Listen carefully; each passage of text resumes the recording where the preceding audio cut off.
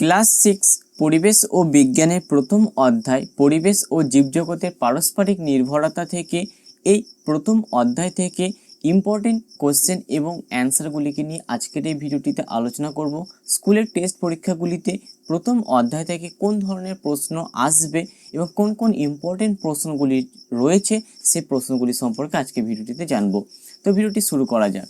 প্রথম প্রশ্ন, এই প্রথম অধ্যায় পরিবেশ ও বিজ্ঞানের আমরা কোন কোন খাবার গাছ থেকে পাই? ফল, শাকসবজি।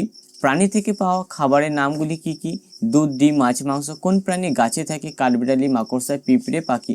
প্রশ্নটি পরীক্ষা এরকমভাবে আসতে পারে, এর মধ্যে কোনটি গাছ থেকে পাওয়া খাবার, এর মধ্যে কোনটি প্রাণী থেকে পাওয়া খাবার, এর মধ্যে কোন প্রাণীটি গাছে থাকে, কোন প্রাণীটি গাছে থাকে না।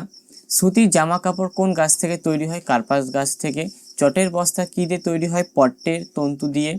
পালিশ করার জন্য ড্যাশ প্রয়োজন? রজন প্রয়োজন। কুইনাইন কি? কুইনাইন হলো সিনকোনা গাছের এক ধরনের বজ্র পদার্থ। পরাগ মিলন কি? অনেক প্রাণী তাদের খাবার সংগ্রহ করে ফুল থেকে, আর সেই সময় তাদের দেহের নানা অংশ লেগে যায় ফুলের পরাগরেণু।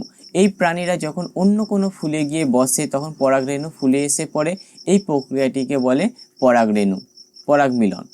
অ্যাজোলা কি? অ্যাজোলা এক ধরনের পানা। মিথজীবিতা কি? প্রকৃতিতে দুই বা তার বেশি জীব একে অপরকে সাহায্য করে বেঁচে থাকে, সেটাই হলো মিথজীবিতা।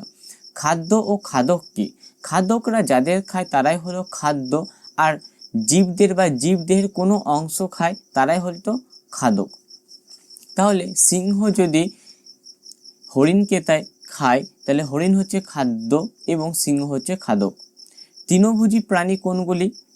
কাকে বলে? যে সকল প্রাণীরা তৃণভোজী খায়, অর্থাৎ ফল, পাতা, লতা পাতা এসব খেয়ে বেঁচে থাকে তাদের তৃণভোজী প্রাণী বলে। মাংসাশী প্রাণী কাদের বলে? যে সকল প্রাণী মাংস খায় তাদের মাংসাশী প্রাণী বলে। তৃণভোজী প্রাণীর নাম লেখো, মাংসাশী প্রাণীর নাম লেখো। পরীক্ষার প্রশ্নটি এরকমভাবে আসতে পারে, এর মধ্যে কোনটি তৃণভোজী প্রাণী? চারটি অপশন দিয়ে দিল। অথবা প্রশ্নটি আসতে পারে মাংসাশী প্রাণী, এর মধ্যে কোনটি মাংসাশী প্রাণী? চারটি অপশন দিয়ে দিল। এরপর খাদকের নাম লেখো এবং তাদের খাদ্য। খাদকের নাম শিয়াল, খাদ্য হলো মুরগি, ইঁদুর। খাদকের নাম গোসাপ, খাদ্য হলো সাপ, ইঁদুর। তাহলে খাদক যাদেরকে খাচ্ছে সেটি হচ্ছে খাদ্য। পরজীবী কি? উকুন আসলে আমাদের ওপর নির্ভর করে বেঁচে থাকে, তাই উকুনকে পরজীবী বলে। মিথজীবিতা কি? একটি উদাহরণ লেখো। মিথজীবিতা গন্ডার, গোবক, এটি হচ্ছে একটি মিথজীবিতার উদাহরণ, কারণ শালিক গন্ডারদের পিঠে বসে গন্ডারের চামড়ায় এটুকুগুলিকে খেয়ে গন্ডারকে স্বস্তি দেয়, পরবর্তীতে শালিকরা এটুকুগুলিকে খাবার হিসেবে পায়।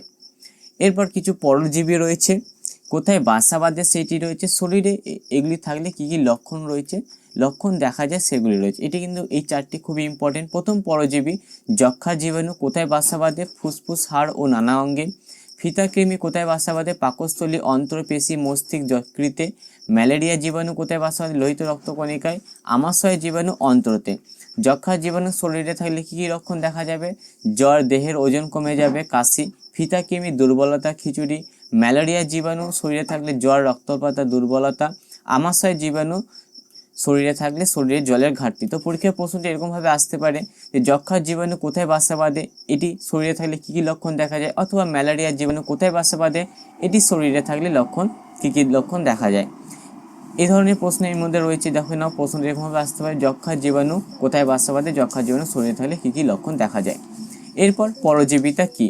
যারা অন্য জীবের দেহে বাসা বাঁধে বেঁচে থাকে তাদের পরজীবিতা বলে। পরজীবী কোনগুলি বা পরজীবী উদাহরণ দাও। পরজীবী নামগুলি হলো ফিতাকৃমি, ম্যালেরিয়া জীবাণু, যক্ষা জীবাণু, আমাশয় জীবাণু। সিল্ক পাওয়া যায় রেশম মদ থেকে। প্রাণী থেকে পাওয়া এমন জামা কাপড় তৈরি উপাদান কি? রেশম, উল। সামুদ্রিক মাছের যকৃতে কোন ভিটামিন পাওয়া যায়? ভিটামিন এ ও ভিটামিন ডি। আমাদের শরীরে কিসের অভাবে নানান রোগ হয়? ভিটামিনের অভাবে নানান রোগ হয়। আমাদের হাড়, দাঁত মজবুত করতে সাহায্য করে কোন ভিটামিন? ভিটামিন এ ও ভিটামিন ডি। আমাদের চোখ ভালো রাখে কোন ভিটামিন? ভিটামিন এ।